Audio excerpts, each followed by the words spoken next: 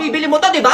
O, i-review ko muna bago mo bilhin, kaya manood ka muna. Go! O, dito muna tayo sa style, be. Ang ganda na itong white. Itong white lang muna yung binili ko kasi, be, itatry ko muna. O, tapos makikita mo yung percentage na dyan kung malolobat na ba siya o hindi. O, ayan, connected na siya. Be, teka lang nung pinasok ko sa tenga ko. Ayan, o, ang ganda niya. Pasok na pasok siya sa tenga, tapos parang wala akong naririnig sa paligid ko. So, ang papatutugin ko, be, yung loka-loka kasi maingay itong kanta na to. So, matetest natin siya kung basag nga ba siya or maganda mga pag-ganon-ganon. Uy, ay, pasabog, be. Ganda ng tunog. Yung sound niya pumapasok talaga sa tenga mo, be. Tapos napansin ko dito.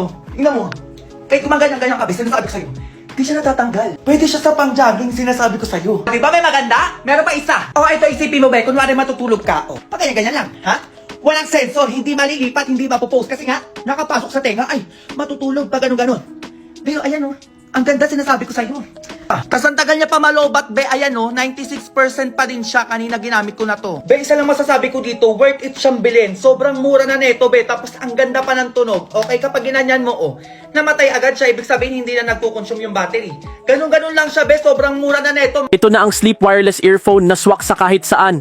At number 1, recommended pa ito ng mga netizens dahil proven and tested na nila.